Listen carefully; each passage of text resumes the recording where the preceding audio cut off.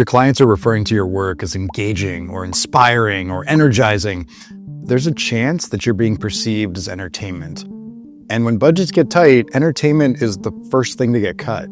Not because it's bad, not because you're not excellent at what you do, but because they're perceiving it as a nice to have, not critical. In this video, I want to dig into the shifts that you can make in your conversations and your proposal language that'll help move in your client's mind from you being edutainment to being a strategic priority.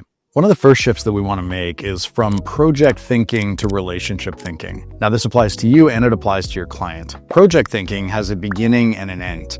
It has a discrete purpose, and there's nothing inherently wrong with projects, but they exist in a vacuum. They exist in a moment in time, and your clients, particularly your executive buyers, are thinking beyond that time horizon already. Projects are something to be signed off on and done, and then we move on to the next project. We want to elevate you out of that project role into a relational role where you're looking at a series of projects over time and you're a part of those conversations. The key benefit of this is that every project in and of itself is optional. Relationships, however, are not. We don't want to be at the optional level. We want to be at the relational level where we're deciding which projects actually get moved forward. So how do we do that? Well, there's a few core components to this. Let's talk about purpose first. There's two paths you can go down here as a facilitator. Your purpose is either to deliver content or it's to drive change. This shows up in your sales conversations, in how you design your programs, in how you sustain and improve the impact of your programs. It really becomes the overarching theme to your entire engagement. Those that are focused on content delivery are optimizing for participant satisfaction scores. We're looking for as best an in-the-room experience as we can create with very little thought to what comes after. Those that are focused on driving change think of the session as the catalyst for the change that follows once participants leave the room. So step one is to make a decision around what you are optimizing for and how you want to show up in your conversations with your clients. Now, I've got a difficult question for you. When's the last time you optimized your proposals for an executive buyer? Not for L&D, not for what the participants are going to experience, but for the executive buyer, the person that you're probably not even interacting with, but that's behind the buying committee that you are interacting with. Okay, so we've got these three audiences that we need to be speaking to: the participant, the L&D buyer, and your executive buyer. So how do you actually speak to the executive buyer in your proposals? Well, we developed a tool called the impact value chain several years ago now. And the impact value chain just gives language to what's already going through the executive buyer's head. If you think about the executive in any organization, their role is to set and achieve new strategic priorities. A new strategic priority, by definition, requires people to act in new ways. Now, an executive team has two options when it comes to employees acting in a new way. They can either hire new employees or they can develop the ones they have. If they're talking to you, there's a good chance they've chosen to invest in developing the people they have. Okay, but developing what? It's the competencies, it's the ways of being that are needed in order to achieve a strategic priority. Those competencies are usually a cluster of behaviors. A competency like more empathetic leadership. Great. What does that actually mean? You don't do empathetic leadership. You engage in daily practices and small micro behaviors. And we can shift those behaviors through how we design our programs. So this impact value chain, strategic priorities are achieved with new competency development. New competencies are developed through regular behavior change, and behavior change is catalyzed by learning events. This chain allows you to connect the dots between the learning events that you are hired to deliver and the strategic priorities that matter most to your executive buyer. Now, if you want a shortcut for this, a cheat code, we turned that impact value chain into a custom GPT. There's a link down in the description where you can grab that and you can play with this in your own environment. Once you've crafted a high-level narrative on how your program connects to the strategic priorities, you need to make that front and center inside your proposals. Your executive buyer is going to spend about 30 seconds reviewing the proposal. You want to have it right up there at the front. This is the business case. This program is designed to move the needle on the things that matter for achieving that business case. So let me ask you this question. If I were to look at your last proposal submitted, how much of the language in the top half of the first page is focused on business outcomes and related behaviors versus how much is focused on learning objectives and course curriculum? If you're only focused on what happens in the room, you're speaking to the participant, you're not speaking to the executive buyer, and you're leaving money on the table. There's two other factors that matter to your executive buyers and to your L&D champions. One is meeting cadence, And the second is around budget considerations. Meeting cadence. What I'm going to strongly encourage is that if you want to be perceived as not just edutainment, you insert something into your programs that we call the impact debrief meeting. Now, the impact debrief meeting, or the IDM, is a 30 to 45 minute meeting with your most senior stakeholders on the program. It's not talking about participant satisfaction scores. It's not talking about curriculum. What it's doing, what it provides, is an opportunity for you to sit down and look at the behavior change impact that your program is driving so far. So far being the optimal word. You'll find that the folks in your program will cluster into one of 4 quadrants. You'll have the people that are really engaged in seeing great impact. These are our bright spots. There's an opportunity here to say, do we want to double down on this and expand that programming further? Then you're going to have the people that are not engaged and not realizing change. These would be our laggards. You can think about this on a typical bell curve. Those laggards provide an opportunity to say, do we care? Does it matter that these people aren't putting this stuff into practice? Does it matter that these concepts aren't being applied? It might be that they don't, but if they do, there's an opportunity to circle back and to add some maybe surgical coaching to the conversation. And then there's 2 other outlier spots. There's people that are engaged in the process but not seeing impact. There's an opportunity to dig into, is there something systemic here? Is there a cultural blocker holding people back from putting this into practice? There's an opportunity to simultaneously show that you are thinking more strategically and beyond what happens in the room, and potentially to pick up some more work there as well. And then there's the group that I call the low-hanging fruit. It's the people or the concepts that they're not super engaged, but they're seeing massive change. This may be something that could be easily widely spread through the organization and create more impact quickly.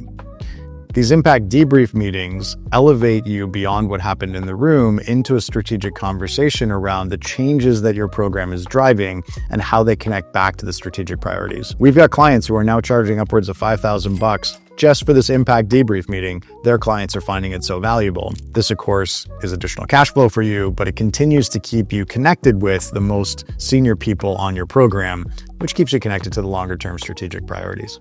And finally, let's talk about budget. If the budget allocation for your program is entirely consumed by what happens in the room and maybe a front-end assessment, then we're kidding ourselves if we think that this is about impact, because everything up to the end of the workshop is a catalyst for change to happen. It's not the change itself. You know this. I know this. And your client knows this too, but they need to be reminded of this. And so when you're in the budgeting conversation, there can be value in showing them the fact that change is a 4-step process. Yes, people need to learn something. They need to know how to change. Then they need to have a strong enough reason to want to change. This is where that good intention comes at the end of a workshop. But then they leave the room and only half of the change process is being accomplished. Then, number 3, we need them to take action. Not once or twice, but regular repeated action. And we need to do it in a way that they can gain insight as to what's working and what's not along the way. There's a faster feedback loop here between I did something and I reflected on it. And that process of action and iteration needs attention, it needs focus. We find most clients are charging an average of 20% on top of what they would charge for what happens in the room to facilitate that action insight phase of what we call the insight action flywheel. Showing your clients the 4 stages of this, showing them that what they're currently hiring you for covers the first 2, but then asking them what they're doing to drive the 3rd and the 4th. Could you support them in driving the 3rd or the 4th? Opens the door to the conversation around how important is change for us on this program, and if we're serious about that, how much budget are we allocating to it? Now, what I have found is that usually when you've connected to the strategic priorities, suddenly there is more budget available than there was before. But if that's not the case and there's truly a hard cap on this, there is value in having the conversation with your client around what are we spending money on in the room and what would it look like to carve a piece of that out to put it into what happens after the room. Honestly, sometimes there's a 3:30 p.m. coffee break that nobody actually drinks. You could just take that and it may cover your costs all the way through the program. One of the last core pieces I want to talk about as it pertains to shifting from being perceived as edutainment to strategic partner is how you structure and write your proposals in the first place. Strategic partners write in terms of executive briefings, not colorful, fancy, testimonial-laden marketing pieces. What does that actually look like? What is an executive briefing on this? Basically, an executive briefing falls into a them, us, you, them format. It's a mouthful. I tried to create an acronym. It doesn't work. So what does that actually look like? It's them. It's what is their strategic priority? What are they working towards? And what are the blockers getting in the way? Then them again. What's the context of right now? If you want this program to be prioritized for this quarter or next quarter, we need to speak in terms of what's happening this quarter and next quarter. We want to show the cost of inaction, the risk of not actually developing the competencies that your program is designed to accomplish. Then it moves into us.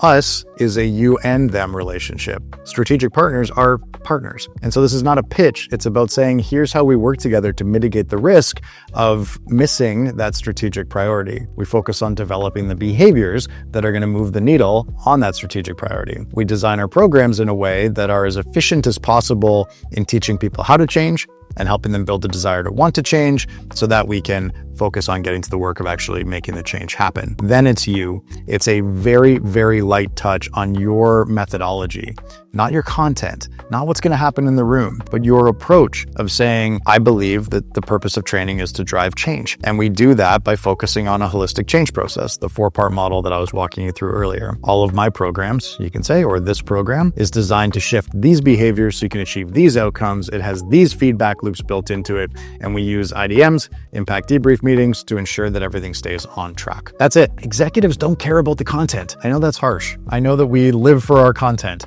I do too, but it's not actually what they care about. An executive briefing doesn't talk about the how, it talks about the what and the why and the investment and the risk and a tiny bit about the how if it needs to be. The last them is around the investment. Now, you may think that's a you thing, but it's not, because for most programs, particularly if you're tied to strategic priorities, the dollar cost is not the biggest consideration for them. It's a factor, of course, but what they're really concerned about is how much time is this going to take? How much of a distraction is it? How is it taking us away from other strategic priorities?